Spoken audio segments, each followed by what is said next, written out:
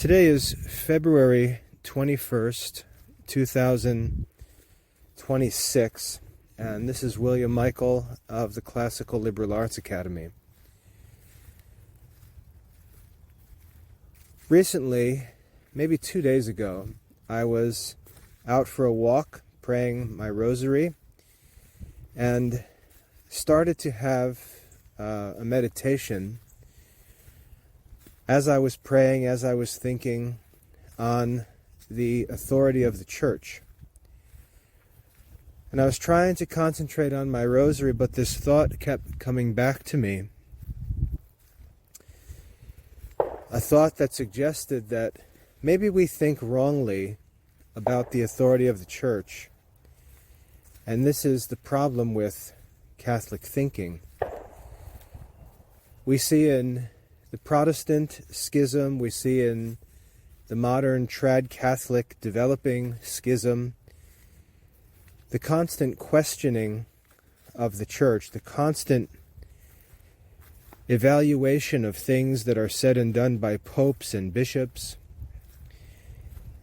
And we assume that this is good. We assume that we need to be examining things, we need to be discerning things. But as I've been thinking about the chaos and the confusion that tends to result from this approach to the Christian life, rather than any kind of order or peace,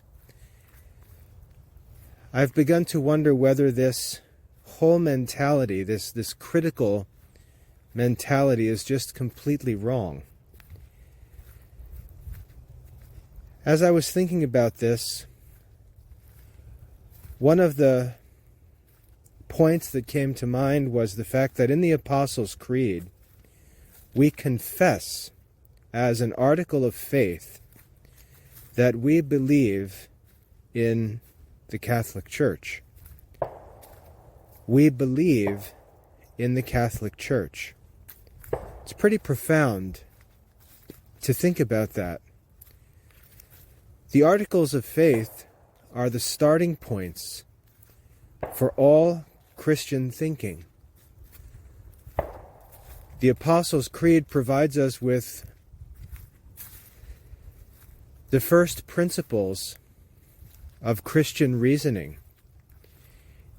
We're supposed to begin with the Articles of Faith taken as assumptions as Catholics, and we're to confidently draw logical conclusions from them. And this is to be a guide of all Christian thinking. That's what the Articles of Faith are for. If you study the Apostles' Creed, you'll learn that there are 12 Articles of Faith. And the Articles of Faith are like the axioms or first principles of the Christian life. And again, one of those Articles of Faith, one of those axioms, as it were, is, I believe in the Catholic Church. I believe in the Catholic Church. I think we've come to develop a habit where we don't believe in the Catholic Church. I think we've come to take it for granted that it's okay to doubt the Catholic Church.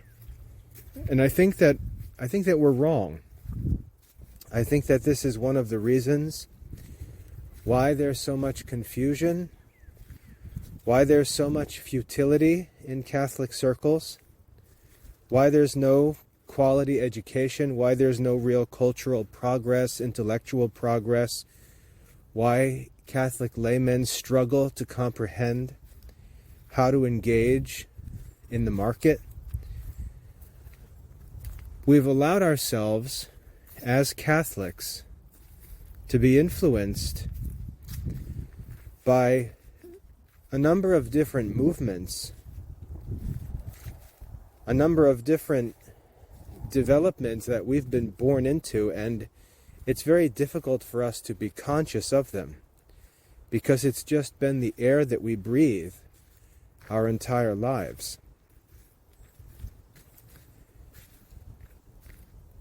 Think about the teaching of St. Ignatius of Loyola.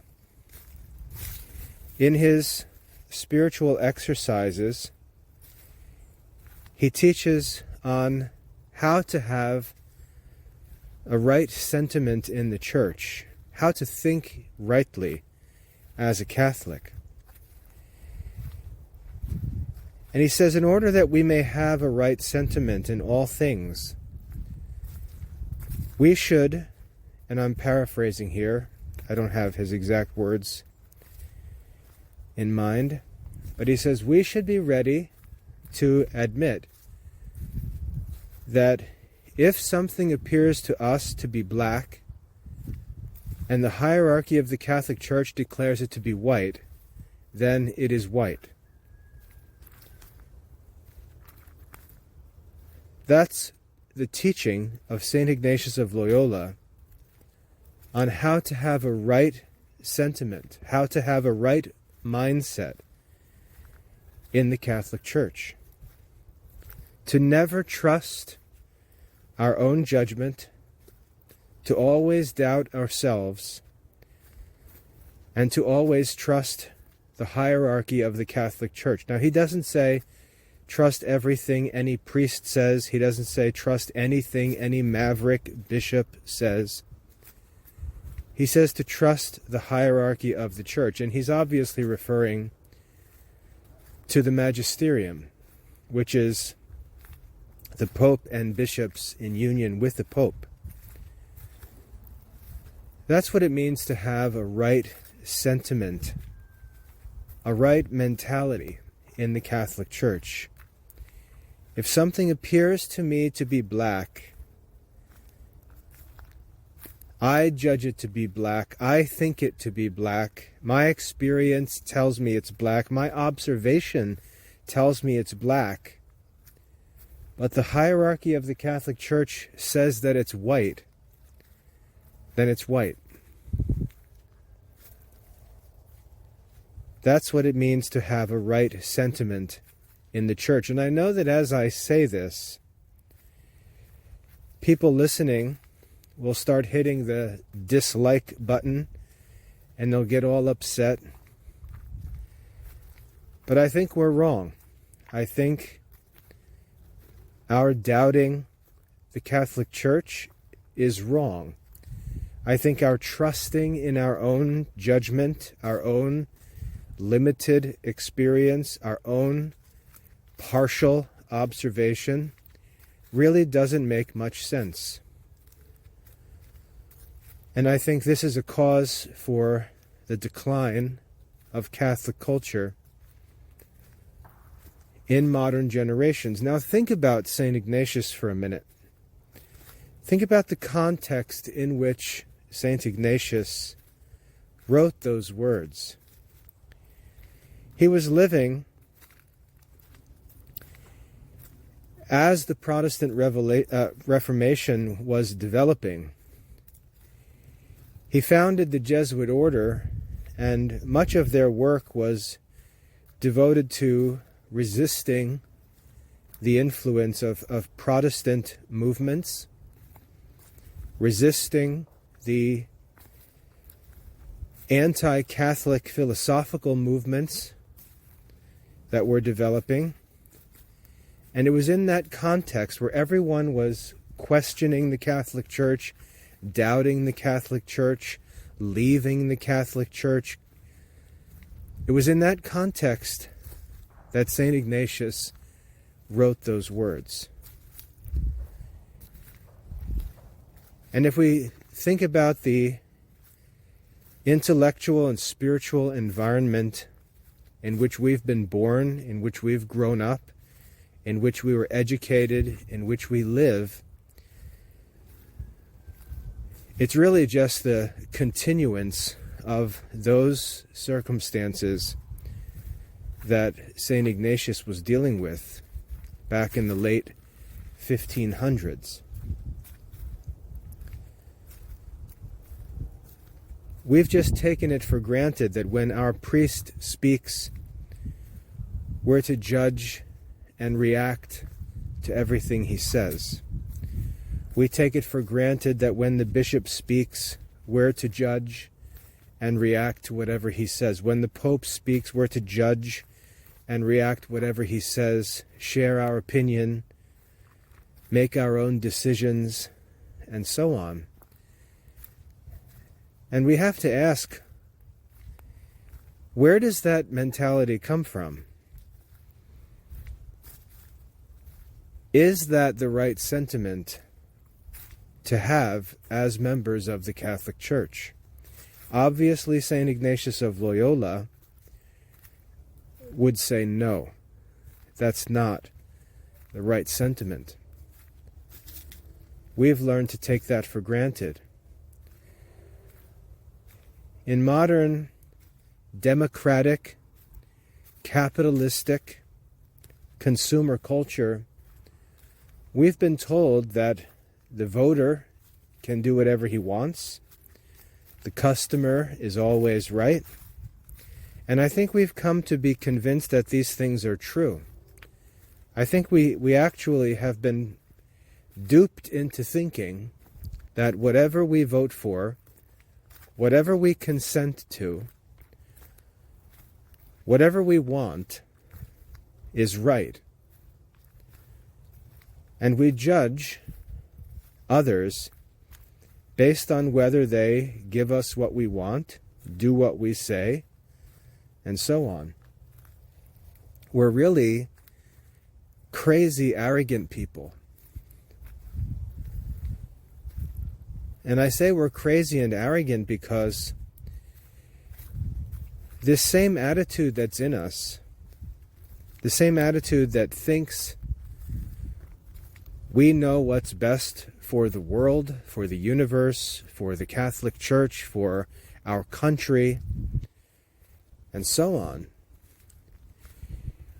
If we look at our individual lives, if we look at the circles that we're actually responsible for, if we look to our own physical bodies, our own businesses, our own education, our own daily habits, our own children, our own marriages, our own businesses, I don't know if I said that or not, and we were to ask, is there evidence that this individual person has everything figured out?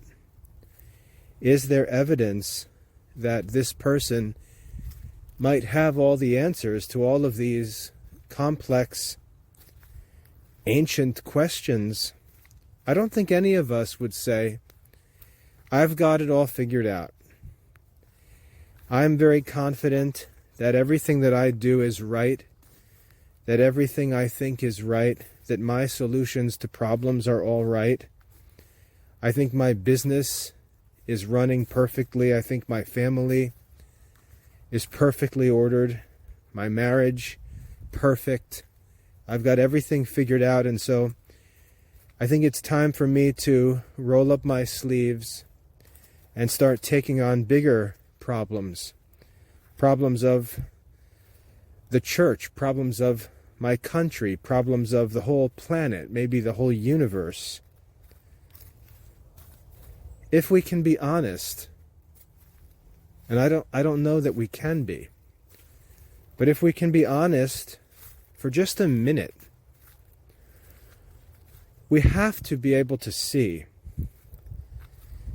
that our personal ignorance, uncertainty, failure,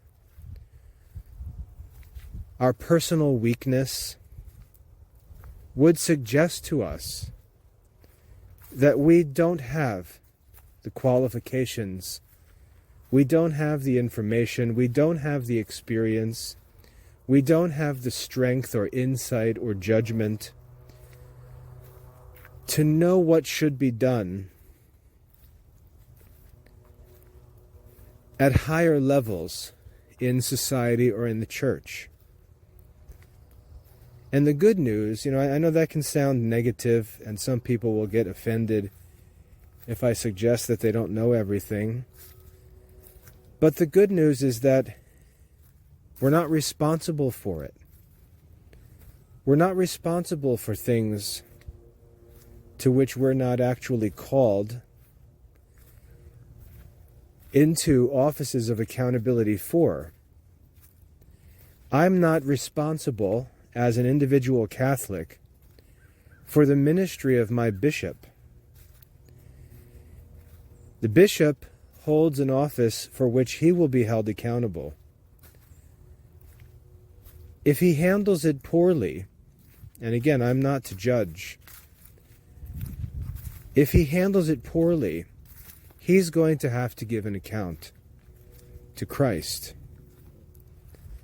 If priests handle their offices poorly, they're going to have to give an account to Christ for their ministry.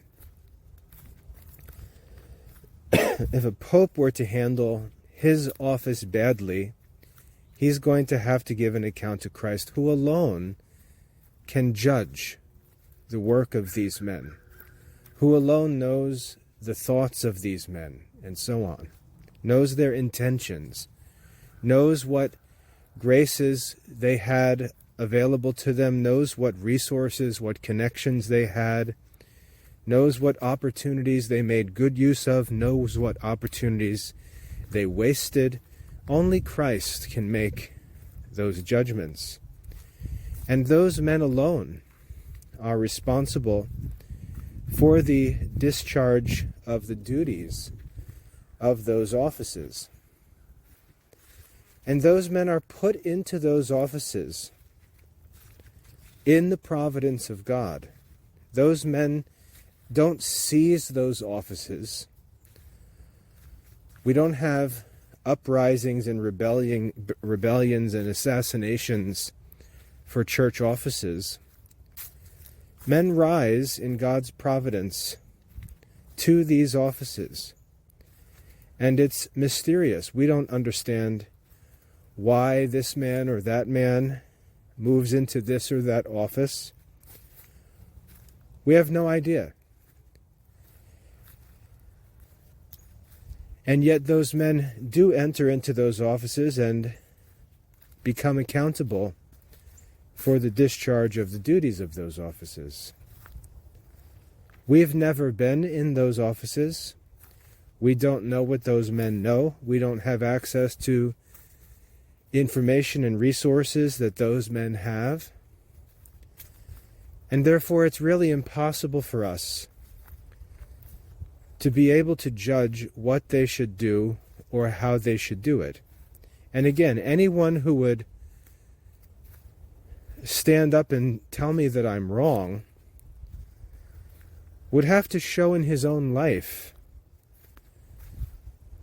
that he does in fact have this kind of prudence and judgment. Show in his own life that he's got this amazing ability to make successful decisions. When I have discussions with people who criticize the Pope and bishops, I often ask them a question or two about their personal lives, and every time I do so, they get upset. They get angry, frustrated. They say that has nothing to do with it. They say that's a personal attack. They don't want to discuss their own lives. They don't want to discuss their own businesses, families, responsibilities. I can't tell you how many so-called trad Catholics who love to talk about historical standards and norms and traditions and whether women should be priests and whether women should wear head coverings. I can't tell you how many of them have all kinds of concerns about what women are doing until it comes to paying the bills. All of a sudden, when it's time to pay the bills, trad Catholic men with all their standards for women and women's roles have no problem sending their wives to work to pay the bills. And they get very upset if you ask them about it. And again, the only reason I ask them about it is because of all of their statements on what they believe women should be doing, how they should be dressing, and so on. They don't like to have their personal lives questioned. And yet when we judge a priest or a bishop or a pope, we're judging their personal lives, because these offices are their personal lives. We don't like when people judge how we discharge our duties. We like to call that personal. But we'll be perfectly content to spend all of our time prying into the personal lives of others, especially superiors, judging how they discharge the duties of their offices. And you can see the hypocrisy and immorality of this tendency.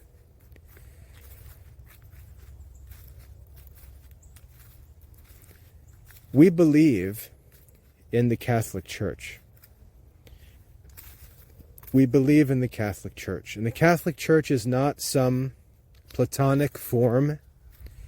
It's not some ideal that exists in the spiritual world. We don't believe that the Catholic Church is an invisible church like the Protestants do. We believe that the Catholic Church is the visible, living church on earth that was founded by Christ, that was established and governed by the apostles, who were themselves commissioned by Christ, who themselves laid hands on other men and ordained them to offices with authority in the church. We believe that those men who were appointed by the apostles went on to appoint successors to their offices, to start new churches, to appoint leaders in those churches, and that real and visible and physical church has extended throughout all the world, and that apostolic succession has continued to the present day, right down to every individual priest and deacon in the Catholic Church. So when we say that we believe in the Catholic Church, we're not saying that we believe in the definition of the Catholic Church. We're not saying that we believe in the idea of the Catholic Church. We're not saying that we believe that the Catholic Church at one time existed.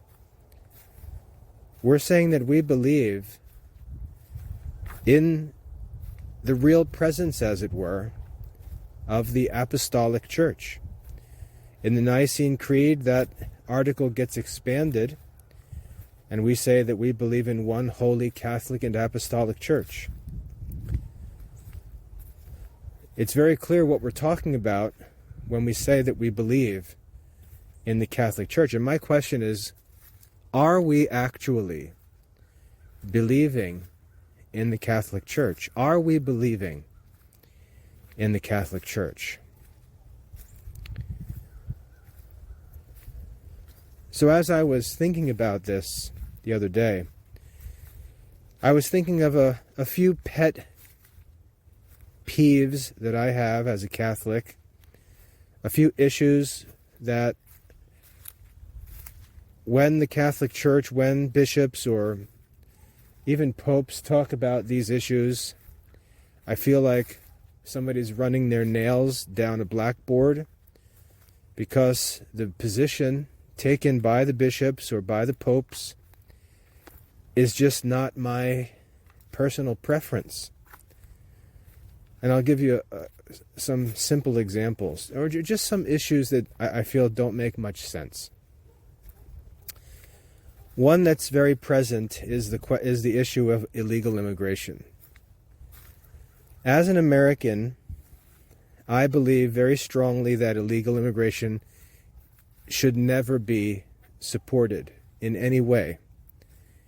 It has nothing to do with immigration. It has nothing to do with people coming into America and establishing their own lives from all different countries and cultures of the world. I have no problem with that. But I do not believe that illegal immigration should ever be tolerated.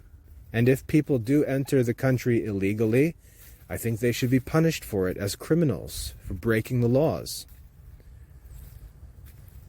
I feel very strongly about that. I feel like society, the economy, law and order, every part of society is just flipped upside down by illegal immigration. It's not even good for those who are the immigrating ones. They come in as illegal immigrants and they put themselves in very dangerous circumstances. They make it very easy for people to exploit them. And their protection, the protection of their family members and children, is one of the reasons why illegal immigration should be prevented.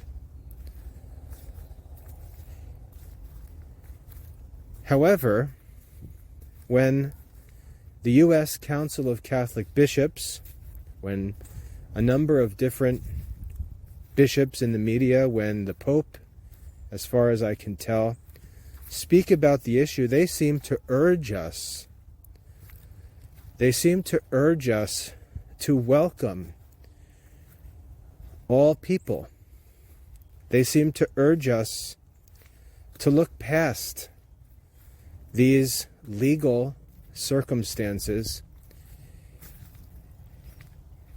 and I just don't get that. I don't get it. I don't understand how Americans can be asked to just ignore the fact that millions of people are breaking their laws, entering their country, consuming all kinds of resources unjustly and illegally, and pretend that these are quote-unquote good people. I just don't get it. Can't understand it at all. And yet, again, anytime I hear bishops or popes talking about immigration, they're urging welcome, they're urging gentleness, generosity, and so on. I just don't get it. Now, the reason why I don't get that is because what I can't understand is why the origins of these immigrants, which are supposedly so terrible that they have to run for their lives, these countries of origin, when we look at them, when we list them, we find that they are Catholic countries. Mexico, countries through Central America, South America, they're predominantly Catholic countries. It would seem to me that the Pope and bishops should be concerned with fixing the problems in these countries that are Catholic countries, which are so bad, supposedly, that families are risking death, rape, all kinds of evils to get out of them, and to run to a secular, democratic country for safety. It really doesn't make much sense. If I was a Catholic bishop, I would be embarrassed to learn that people in my diocese were running to a secular nation for protection. It would seem that the Church's concern would be fixing those countries not lecturing Americans on the need to ignore illegal immigration. So we get issues like that, and you can tell that I'm pretty confident that I'm right. I feel pretty strongly about this topic.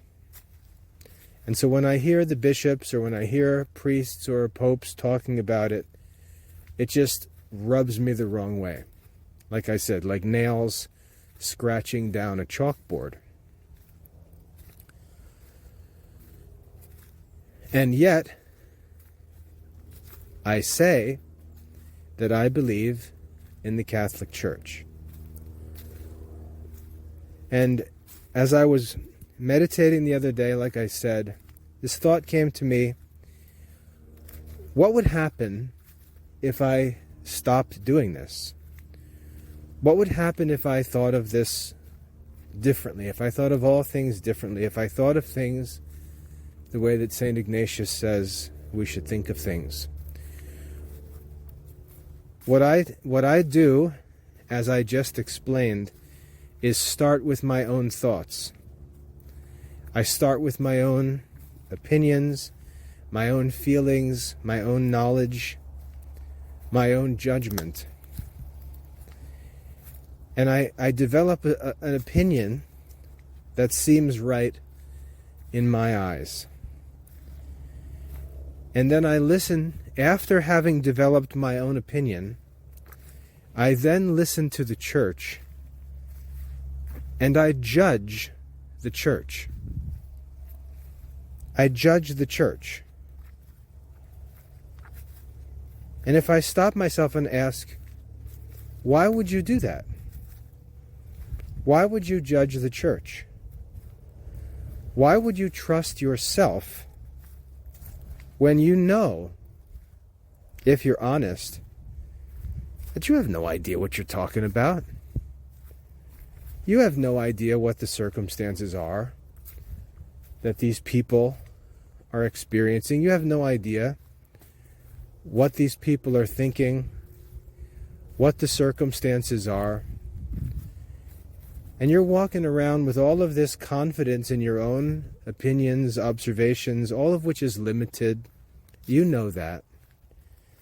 And you're setting up your opinion against the judgment of the Pope and bishops, as if this is an equal contest, as if two equals have entered the debate hall with profound learning, profound experience, access to every resource, and their disagreement is going to be worked out. That's not at all the situation. The Catholic Church is 2,000 years old. There's been unbroken succession in its leadership since Christ ascended into heaven. The Church is filled with the wisest and holiest men in the entire world. The Church has access to every university. The Church has access directly to government leaders. The Church has bishops and priests in every place in the world. And here you are, sitting in your living room, pontificating on issues that you haven't even experienced. What would happen if you stopped thinking like that? What would happen if you just shut up and actually lived like one who believes in the Catholic Church? And instead of starting by developing your own ignorant opinion about every issue in politics and church administration, what if you just asked the question, what does the Church say on this issue? And make that to be your position. That would be an act of faith. That would be an act that actually agrees with the confession I believe in the Catholic Church? What if you started on every issue by saying, whatever the Church says on this issue, that will be the position that I work to study, to understand, and promote and defend, because I believe in the Catholic Church? What if we didn't start like arrogant Americans? What if we didn't start like arrogant Protestants? But what if we actually started like faithful Catholics who believe in the Catholic Church? How would our thoughts and actions be different? I think they would be very different. And the more I think of this, the clearer it gets and the more certain I become. What's funny is that when I consider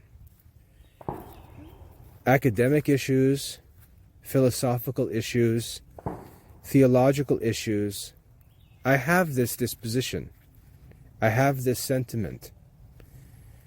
It's why, generally speaking, I'm a good and obedient son of the Catholic Church. It's what's led me to become a lay Dominican. It's what's led me to believe in scholastic theology and teach Aristotelian philosophy, to teach the classical liberal arts. I've always, in my educational work, started with authoritative sources and said, I'm going to trust them. I'm going to trust Aristotle. I'm going to trust Thomas Aquinas. I'm going to trust St. Augustine. I'm going to assume that what seems to me black is white if Aristotle or Thomas Aquinas says so.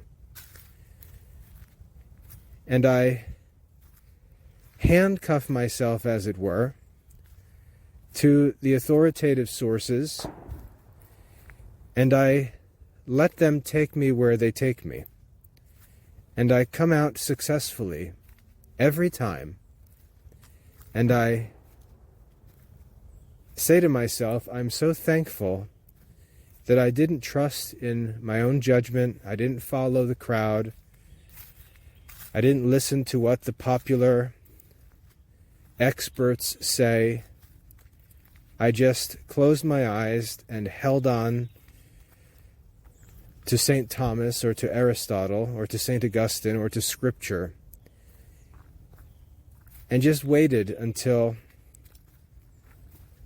all of the waves calmed down and the dust settled, and found myself standing in the truth. And it makes me look like a real genius, but really I'm not intelligent at all. I could say, like Socrates, I really don't know anything. I simply trust in the right people. I simply follow the right people. I listen to the right voices. I'm like a sheep following a shepherd. And it makes me look smart, and it gives me all kinds of success and makes my life happy. But it's an act ultimately of faith. It's an act of trust. And yet, for some bizarre reason, when the Pope and bishops speak, who have even greater authority than Aristotle or Thomas Aquinas, I tend to resist. I act differently. I trust in my own judgment. Though I don't do that in other areas of my life with inferior authorities.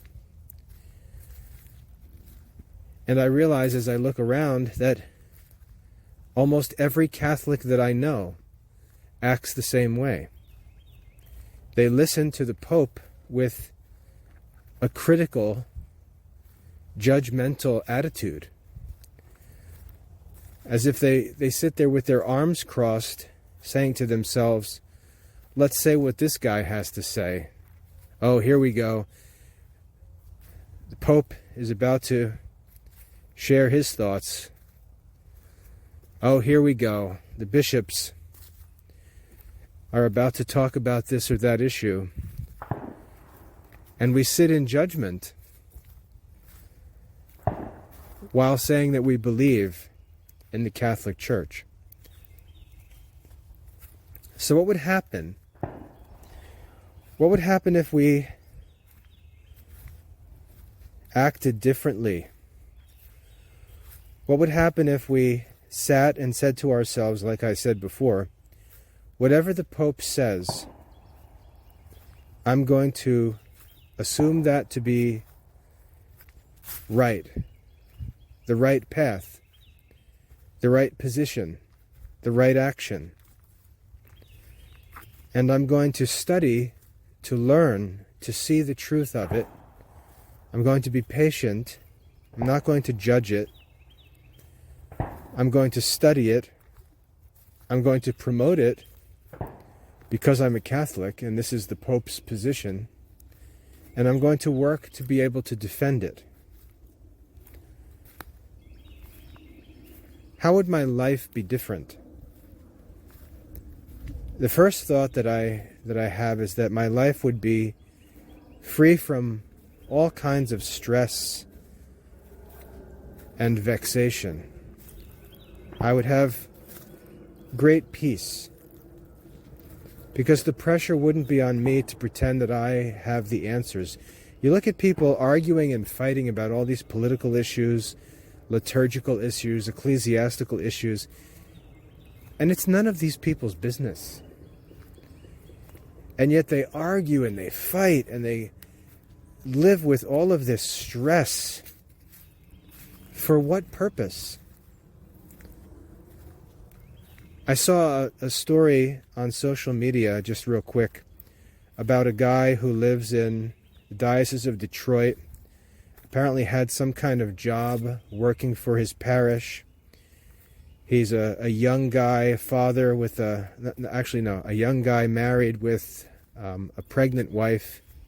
Has this parish job, works in the Diocese of Detroit, and yet online he's involved in all kinds of podcasts and programs where they're just mouthing off about all kinds of political topics, all kinds of liturgical issues, ecclesiastical issues, contradicting the Pope and bishops, criticizing all kinds of things. And he got fired from his job in the diocese. And then he went on this sympathy, or he is going on this sympathy tour, complaining about how the diocese can fire a man expecting a child, blah, blah, blah, blah, blah. And you just, all of this trouble, all of this stress and trouble, because this random lay dude is venting his personal opinions on like global political issues and contradicting the Pope and bishops on these issues. Why would you do that? Why do we need to do that?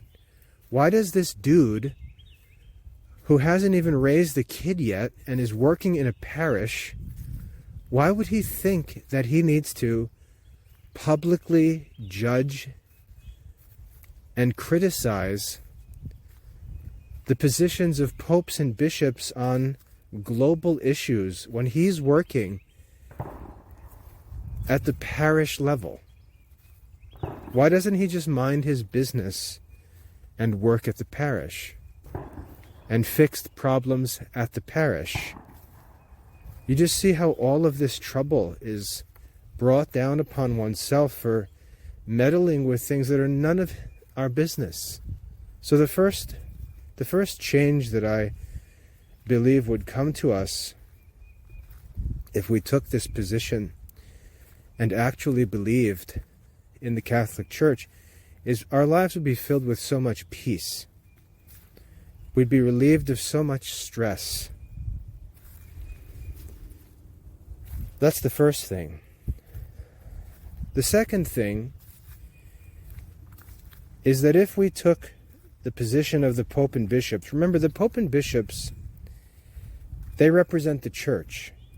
They represent eternity in a world of temporal concerns, temporal controversies, temporal problems. The Pope and bishops represent the kingdom of Christ, which is eternal. Jesus said, "My kingdom is not of this world." That doesn't mean this world's not significant. But it means that there's a right ordering of priorities when we think about the world. Eternity is more important than what's temporal. I thought about this week because it was Ash Wednesday, and I was preparing to fast, and I was meditating. What is my goal in fasting? What is the purpose of fasting? Thinking about fasting, why I should do it, what the goal should be, what my mindset should be, and so on. And one of the duties of parents came to mind in the Catechism, which says that parents are to teach their children to subordinate carnal desires to spiritual priorities. That's a paraphrase, but one of the lessons, one of the duties of parents is to teach their children to subordinate inferior desires to superior desires. And I was thinking, okay, that makes sense of fasting. So in fasting, I'm going to focus on things like prayer and almsgiving and study. And I'm going to subject my desire to eat or my desire to pursue pleasure, subordinate those desires for higher things, for more sublime interests, greater benefits than a tasty meal. Okay, that makes sense. And then as I thought about this question with submitting to the judgment of the church, I thought, when I think about these political issues, social issues, I often think from the perspective of my own temporal interests. I think of my own business. I think of my own taxes. I think of my own relationships, how other people's activities affect my life. I think from the perspective of one immersed in temporal affairs, looking up at these issues from the ground. And so that gives me a certain perspective, and it leads me to certain conclusions. My temporal circumstances direct my thoughts about these controversial issues. The Pope and bishops look at these issues from a different perspective. We often criticize them.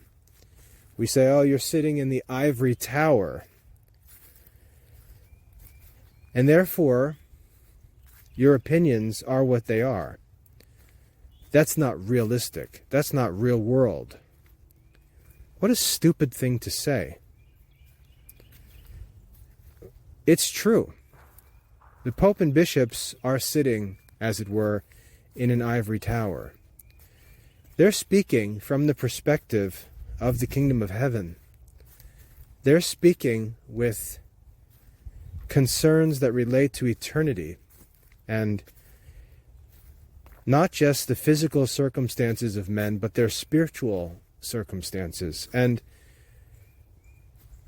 the priorities of the Pope and bishops are superior to the priority of earthly individuals. The principles that they judge with are superior. The concerns that they express are superior. The solutions that they suggest may be difficult for carnally minded people. They may cause us to lose things temporally, materially,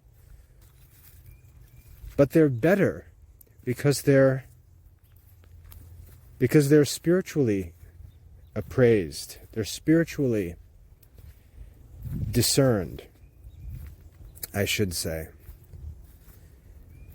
So if I started by trusting the positions and judgments and opinions, and I'm not just talking about ex cathedra statements, that's not what I'm talking about. I'm talking about the positions that are communicated by the Pope and bishops who have the care of Christ's church and the care of souls in view. If I were to take their positions as my own, I would automatically become a spiritually minded, heavenly minded man, and I would subordinate my temporal concerns to superior eternal concerns. My whole life would be built on a better foundation, serving a better purpose, directed by higher principles. If I were to go into business, you know what? I might not make the same material profit. I might not have the same success. But my business would actually be fulfilling the mission of the laity, which is to direct temporal affairs according to God's will. So the position of the church on this or that political or financial or practical issue might be frustrating, but it would be right. And my business would be right. I would be fulfilling the mission of the laity as a Catholic. I'd be working in the world, but I would not be of the world. I'd be engaged with temporal affairs, but the principles according to which I worked in those temporal affairs would not be the world's principles. They would be the church's principles. I would be living a truly Catholic life as a layman. So I'd be freed from stress. I'd be freed from all kinds of trouble. And I would have my whole life built on the rock, as it were, rather than on the sand. Third, another way my life would change is that I would find myself loyal to the church. I would have a good conscience. I would be happy knowing that I was faithful to the church. My life would be filled with light because I would have a good conscience. Even if things were difficult, I would know why they were difficult. They wouldn't be difficult because I made a bad strategic decision. They wouldn't be bad because I misjudged a trend in the market. They wouldn't be bad because I made an investment that turned out to not return a profit. If I have to go through a hardship, if I have to go through a difficulty, it's going to be because I've committed myself to higher standards, to higher ends. And that would enable me to endure those difficulties with confidence. I would be able to trust in God because I would know that the difficulties that I was going through were actually trials of the Christian life. And I could look, for example, to the mystery of Christ carrying the cross and trust that God would give me the grace to persevere through the difficulties of the Christian life. And I would be encouraged to know that as I do that in my own way, I would be conformed to the image of Christ, which is the purpose of the Christian life. So my point is, if I would approach every issue in life with the right sentiment that St. Ignatius explains, my whole life would be reoriented, and it would be set on a better foundation, and would actually come together to promote my own growth in sanctity. I would actually live a life that's consistent with what I profess to believe. If I say I believe in the Catholic Church and someone were to ask me, what do you mean by that? What do you mean I believe in the Catholic Church? I would be able to say, oh, no problem. Let me explain. And I could point to my life and show them examples of what it means to believe in the Catholic Church. I can already feel the release from stress, from chaotic thoughts. I can already feel the peace that comes through this different mindset. And again, I think relatively speaking, those of you who have listened to talks or read articles that I write, you'll know that I'm loyal to the Pope and bishops. I'm loyal to the Church. I'm not the trad Catholic criticizing popes and bishops and councils. I reject all of that. I argue against that all the time. But when it comes to practical issues, I often have my objections. And I'm learning not to think like that. And I realize that even in those practical issues where I would think that I'm the expert, I'm realizing that my expertise is coming from an earthly perspective that I really don't want my life to be directed by. And I realize that there are areas of my life where I have been loyal. There are areas of my life where I have been faithful, where I have believed the Catholic Church, where I have trusted the Catholic Church and just completely abandoned myself to divine providence. And yet there are other areas, like I said, where I consider myself to have some expertise, where I have not done that. And I think that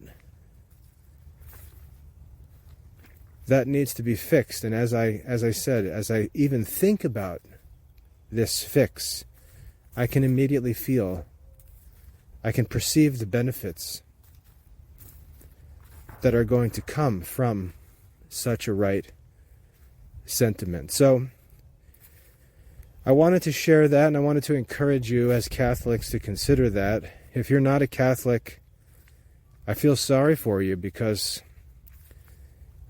you're placing upon your own shoulders a burden that no one asks you to carry, that God certainly doesn't ask you to carry. For all your talk about grace and faith, and as a Protestant, you bear more of a burden than anyone, since you take upon yourself this responsibility to figure the whole religion out for yourself and answer every question. That's an incredibly heavy burden, and no one places that burden upon you.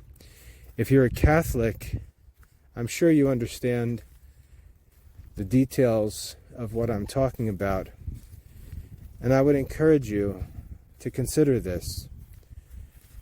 What we need to do is completely surrender our lives to the authority and mission of the Church. We need to believe in the Catholic Church. And while some, I know many actually, will criticize this, mock this, etc., what I ask is, are they better off? Are they better off? Are they happier? Are they living with more peace? Are they holier? Are they more loyal to the Church? Are they better off? Does their personal life show signs of a superior condition? Or will this in fact bring us to the happiest and best situation? I believe it will. So let's commit, and Lent is a perfect time for this. let's commit to submit to the judgment of the church, not just in liturgical issues, not just in theological issues. Let's learn to submit on all issues. Let's make the judgments of the Pope and bishops as if they were our directives in this life. Let's study to understand them before we even begin to criticize or judge them. Let's promote them, and let's learn to defend them. I think if we commit to this, we'll find that this leads us to a very happy place. I hope that's helpful. I'd love to hear your thoughts. God bless.